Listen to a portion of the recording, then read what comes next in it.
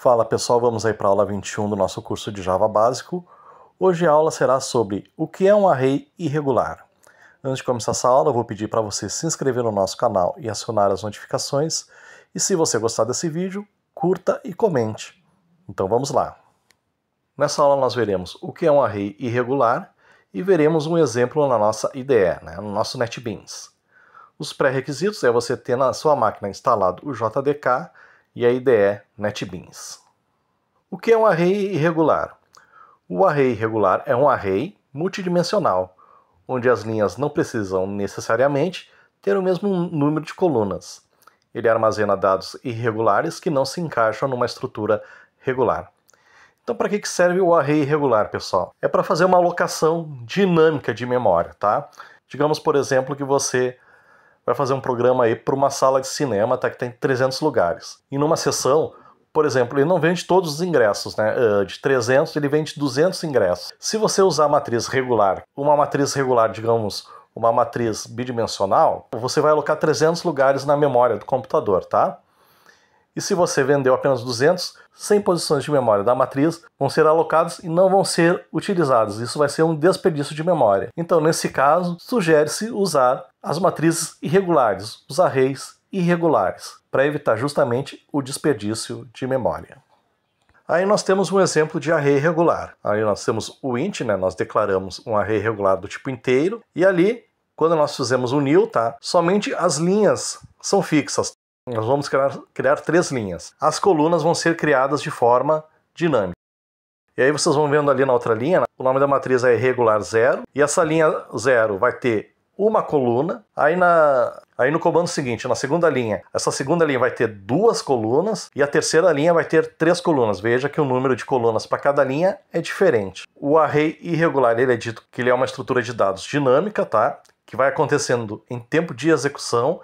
E já os arrays regulares, unidimensional, bidimensional e tridimensional, já são estruturas estáticas, estrutura de dados estáticas, que a gente já na declaração já coloca o número certo de linhas e de colunas. Pessoal, já está disponível a 5ª lista de exercícios, então, do nosso curso de Java básico. Ele se refere às aulas 19, 20 e 21, que são sobre os arrays bidimensionais, tridimensionais e agora os irregulares, tá? E o link eu vou deixar aqui na descrição do vídeo. Repetindo, como sempre, façam todos os exercícios, todas as listas desse curso, porque se não fizer exercício, você não vai se tornar um dev. Tem que fazer todos os exercícios, praticar bastante, codificar bastante os nossos programas. Então vamos lá para o nosso NetBeans. Então, pessoal, eu estou aqui com o meu NetBeans aberto. Vamos lá em aula 20.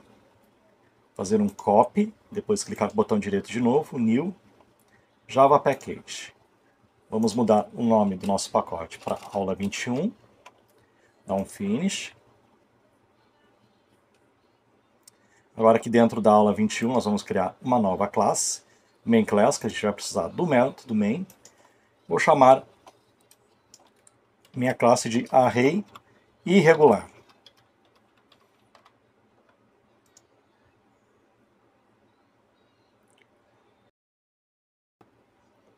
Vamos limpar aqui os comentários.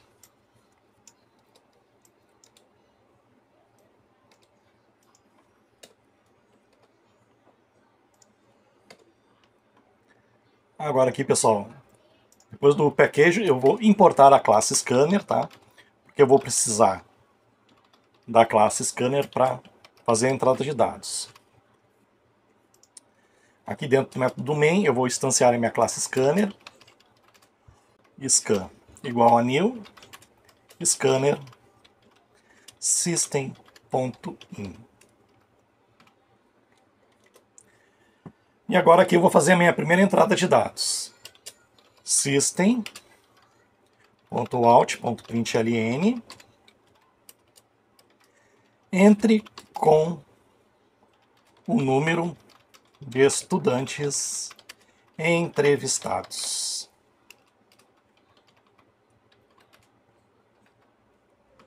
Vou fazer um system.out.print só. E agora aqui eu vou declarar uma variável do tipo int num estudantes, que vai me dar o número de estudantes entrevistados. scan.nextInt. O que vai fazer esse código aqui, pessoal? A gente vai estar dentro de um campus de uma universidade, tá? E nós vamos entrevistar uma quantidade X de estudantes ali, de universitários. E nós vamos perguntar para cada um deles quantas matérias ou quantas cadeiras, né, ele se matriculou no semestre corrente, né, no semestre atual. E depois de a gente perguntar a quantidade, nós vamos perguntar também quais são essas matérias, né, quais são essas cadeiras. Então aqui eu fiz a primeira pergunta, né, entra com o número de estudantes entrevistados. Aqui a gente está perguntando para o usuário, né, que fez a entrevista, né, para entrar com a quantidade de números de estudantes entrevistados.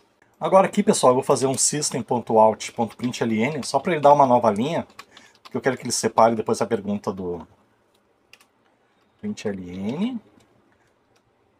Só para ele me dar uma nova linha aqui. E agora aqui eu vou declarar o meu array, tá? Que vai ser do tipo string.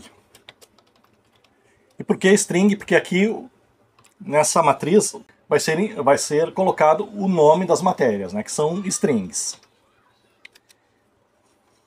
Aí o nome da minha matriz eu vou colocar nomes matérias igual a new string. E agora aqui dentro, pessoal, do primeiro colchete, eu vou colocar num estudantes. Então, a matriz só vai saber a quantidade do número de linhas de forma dinâmica, né? Na hora de tempo de execução do meu código. Para que isso? Para a gente justamente não desperdiçar memória. Nós vamos alocar exatamente o tamanho de memória que nós usarmos durante a execução do código. E agora aqui eu vou fazer meu primeiro for, int i igual a 0, ponto e vírgula, e menor que nomes matérias, ponto len, ponto e vírgula, e mais. Dentro do for a gente vai fazer o seguinte, nós vamos fazer outra entrada de dados, system.out.println, o print, só o print, entre com a quantidade de matérias do estudante. Ponto e vírgula. E agora aqui eu vou declarar uma variável do tipo inteiro, ktd de quantidade matérias, igual a scan.nextInt.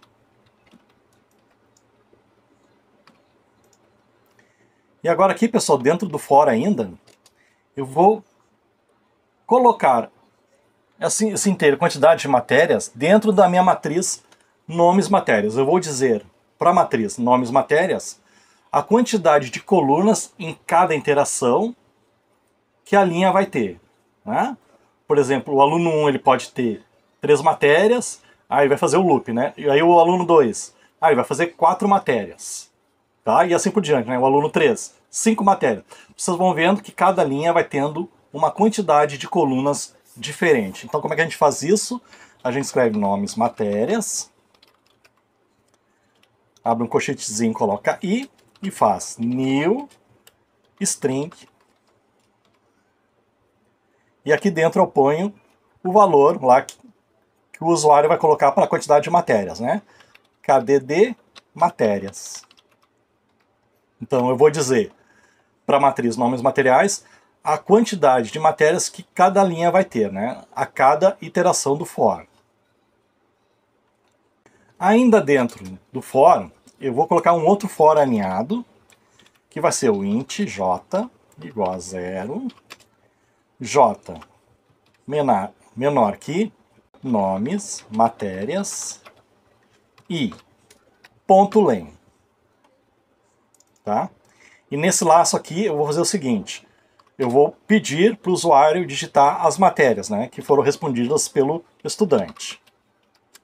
Então eu vou fazer um system.out.println, ou só print, né? Vou colocar aqui, digite o nome da matéria. Vou colocar aqui, pessoal, o J mais 1, tá? Já que o J começa com 0, para não colocar o nome da matéria 0, eu vou colocar a variável J mais 1, tá? Para ele colocar assim, digite o nome da matéria 1, que o estudante falou. E mais, eu vou colocar aqui dois pontos aqui. Deixar ele depois da variável J mais 1, tá? Ponto e vírgula. E aqui eu vou colocar o nome da matriz, tá? Nomes, matérias. I e J, tá? Igual a scan.next, abre e fecha parênteses, tá? Já que a gente vai colocar uma string aí dentro nessa posição de nomes matérias, tá? Dentro da matriz nomes matérias. Vou dar uma nova linha fora dos for aqui, tá? System.out.println. Uma nova linha. E agora aqui, pessoal, eu vou copiar esses dois fors, tá? Vou ter mais uns for aninhados aqui. Só vamos arrumar aqui, né, o acento agudo que está no A, é no E, né? Matéria. Então vamos colar aqui o primeiro for. E eu vou copiar o outro for também. Esse for aqui. E vou colar lá embaixo. O que vai fazer esses for aqui? Eles vão imprimir as saídas de dados digitados pelo usuário. Então, no primeiro for aqui, para i igual a 0, eu vou colocar system.out.println o estudante. Aqui eu vou concatenar com a variável i mais 1, né, para não ficar o estudante 0, né? Vou colocar o estudante 1 está fazendo, e aqui eu vou colocar nomes, matérias e ponto len.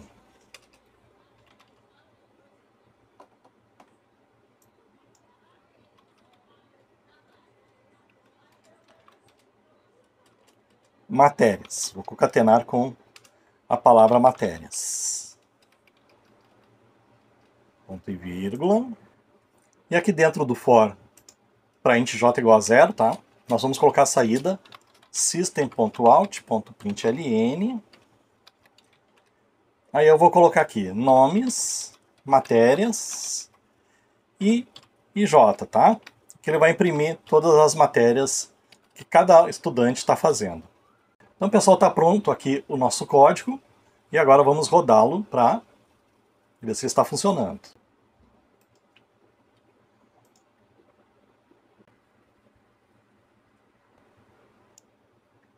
Pessoal, aqui no Entre com a quantidade de matérias do estudante, faltou colocar um i mais 1, tá? Vou concatenar aqui com a variável i mais 1. Para identificar o estudante, né? E para ele não colocar estudante 0 ali. Aqui eu vou tirar esses dois pontos e vou colocar ele aqui do lado. Vou abrir aspas, dois pontos, espaço. Para ter uma saída melhor ali depois no output. Vamos rodar ele de novo.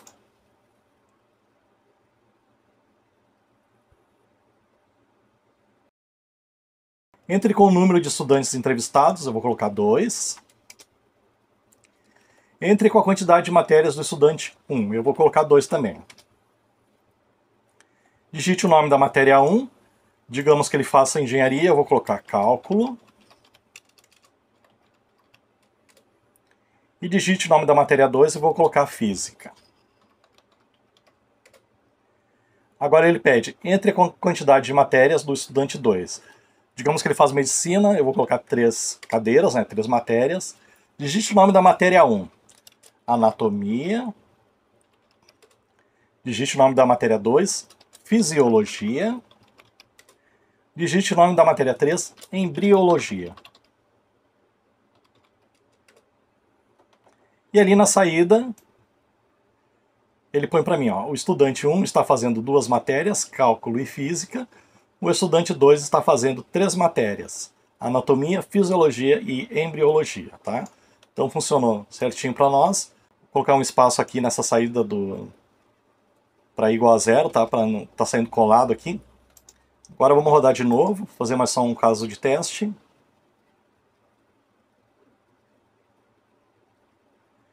Vamos entrevistar 2 estudantes de novo. O primeiro vai fazer 4 matérias. Digamos que ele faz a arquitetura, né? É uma cadeira chamada desenho, a outra geometria, a outra cálculo também, e a outra topografia. O estudante 2 faz filosofia, então vamos colocar 3 matérias. Filosofia, história, e vamos colocar humanas aqui. Digamos que tem uma matéria chamada humanas, tá? Então tá aí. O estudante 1 fez 4 matérias, o estudante 2 fez 3 matérias. Veja que as quantidades de linhas e as quantidades de matérias, elas vão mudando, né? Conforme a gente vai digitando ali nas entradas do usuário, né? Vai mudando de forma dinâmica, não em forma estática, como a gente fazia lá para os arrays bidimensionais e tridimensionais. Por isso, então, né, que nossos arrays irregulares são muito usados dentro da programação. Ok? E com isso nós encerramos a nossa aula de hoje. Sigam a gente nas redes sociais, Instagram, @javafácil2024 e no Threads, @javafácil2024. Até a próxima aula.